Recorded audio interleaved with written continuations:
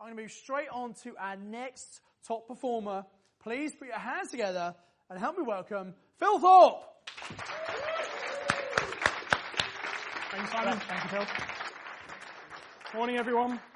Thank you very much for having me on stage, Simon. It's an absolute privilege to be here and to present to all you guys. My name's Phil Thorpe. I grew up in South Manchester in a single-parent household, went to a normal comprehensive school and left with a grand total of 5 GCSEs. And then after school, I did what everyone else was doing, which was go to college. But college wasn't really for me. So after about 6 months, I decided that I needed a different challenge. So I joined Tesco's. And I joined Tesco's working on the tills, which wasn't the funnest of jobs. And after 2 years, I've managed to work my way up to being a stock control manager in one of the largest stores in the Northwest. And Tesco invests in its employees. You know, there were opportunities, but I didn't enjoy it. It didn't excite me. I'm more of a numbers guy, so I thought, where can I go? I think what I'll do is I'll move into the finance sector. So I ended up joining one of the largest debt management firms in the UK. And there are defining moments in your life, and one of those defining moments was meeting my wife. And that really changed the way that I looked at things. I used to think of things in a very short-term kind of basis.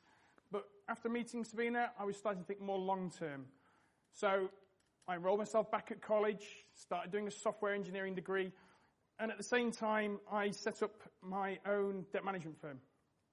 And that debt management firm we ran for 8 years, and it was really successful. It was a multi-million-pound company.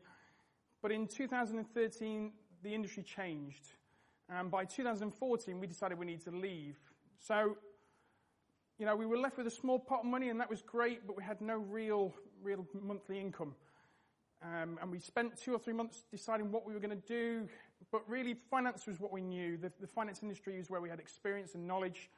So in 2014, we set up another business providing financial services. And I'm pleased to say that business is still running, and it was more successful than the debt management. Now, 2013 and 14 were very busy years for me. We had the arrival of my son Isa and my daughter Maya.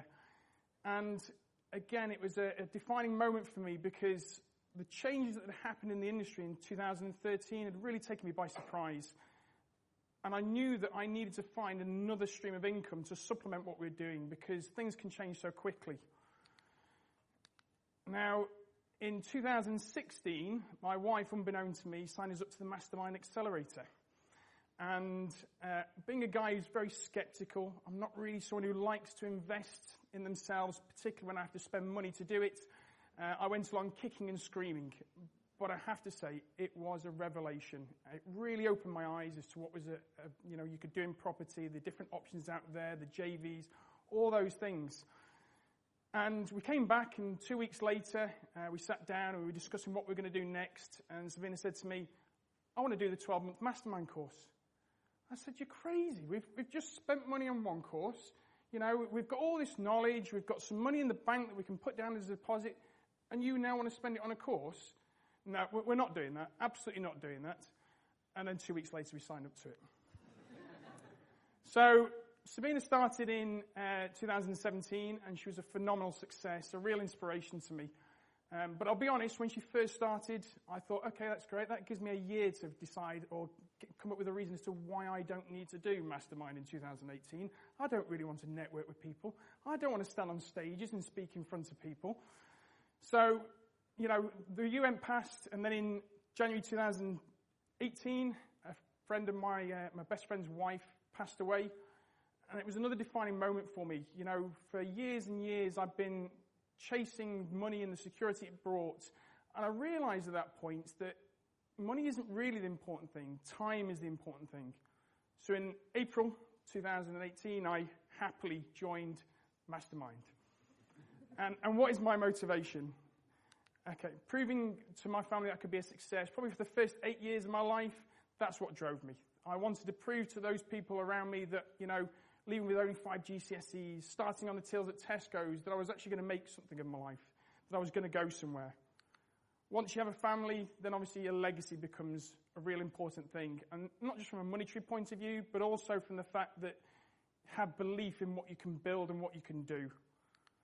And then pure and simple basic security for the family. Roof over the head, food on the table, and that's always supplemented by financial freedom and the ability to go on holiday and do things, and even silly little things like being able to pay for them to have meningitis injections when it's not available in the NHS. Those real core things that you'd like to be able to do for your family. But when I really thought about it, I think the key driver for me is choice. Being able to choose what I do, when I do it, and how I do it. And that was really typified probably midway through the Mastermind course when I was on the normal school run in the morning, and I dropped my little boy off at school, and I noticed there was parents stood all around the assembly hall. I thought, that's really unusual. That doesn't normally happen. People are normally in the cars and off they go. So I went and spoke to the receptionist and said, is there something going on? Yeah, we've got an end-of-year award ceremony.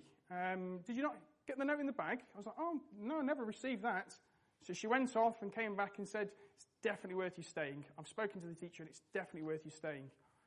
So I made the decision at that point, I made the choice at that point to delay going into work and to be able to stay. I managed to get a front row seat, and I'm very proud to say that my boy won the School Mission Award that year. He was only one of 2 people that got an award in reception. And the ability to make that choice, to choose to stay for those 2 hours, to witness something that was never going to happen again. It was a once-in-a-lifetime opportunity.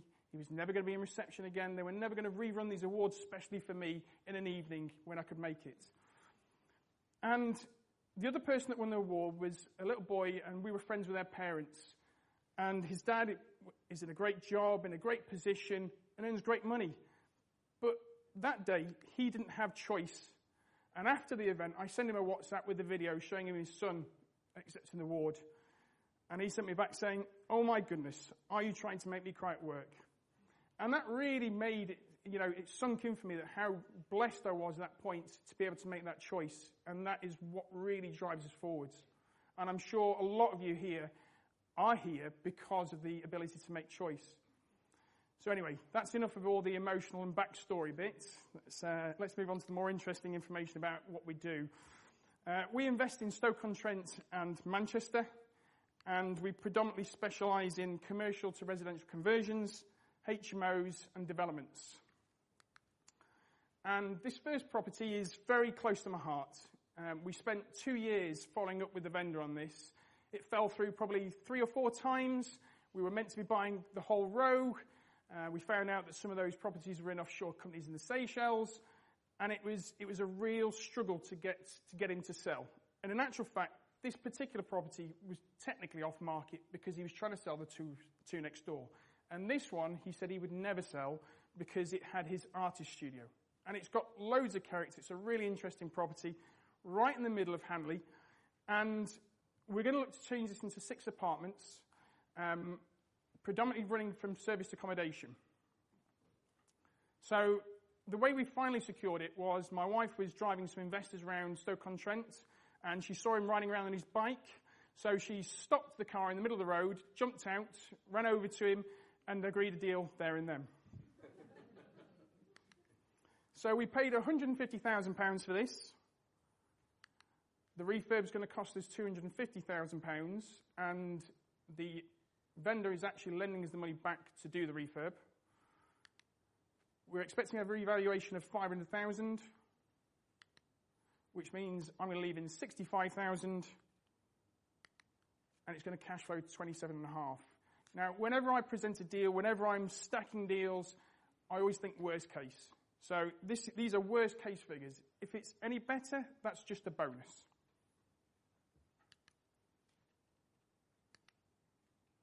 So the next property was sourced again off market. This was brought to us by a member of my team who sits on the board of Chamber of Commerce, and he knew the vendor. And the vendor had basically owned this premises since about 2003. And just across the road from this building is an old bus station. And Stoke-on-Trent spent £3 million building a new one right next door to it. They demolished the building and they'd sold the land to a developer. And that developer was supposed to be building a huge shopping centre that was meant to come across the road, and the vendor thought there was going to be a compulsory buy scheme.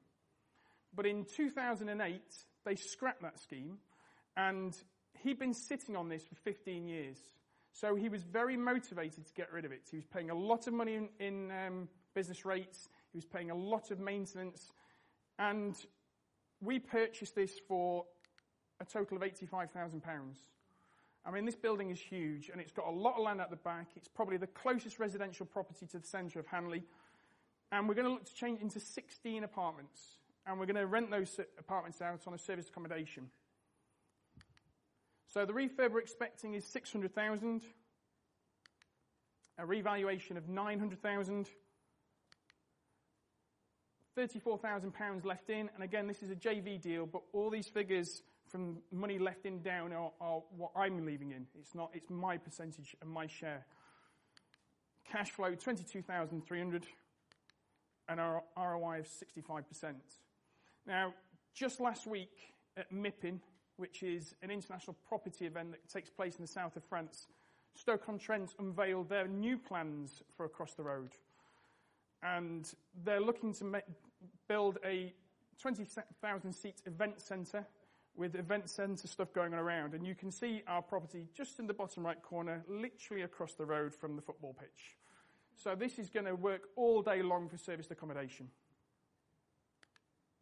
So here's the summary of my year in Mastermind. And what a year. It's been unbelievable. There's some screenshots of some of the aerial photos, and you can see the artist studio with its glass mezzanine at the top, which is 3-storey. So we've purchased 6 properties. The total value for me after refinance is 1.3 million. I'm going to leave £129,000 in the deal, which seems like a lot, but the cash flow is going to be £70,000. And my ROI is 52%. So basically, by year 2, I've had all my money back out, and then we're looking at an infinite return on investment. And that gives me equity of £373,000. So what have we got in the pipeline? Well, we're looking to move into Manchester, and we've got a offer accepted on 2 commercial units with basically a shell of a building behind it. And we're going to convert that shell into 6 apartments. The idea being that we sell the 6 apartments, and then we're left with 2 completely free commercial units at the bottom.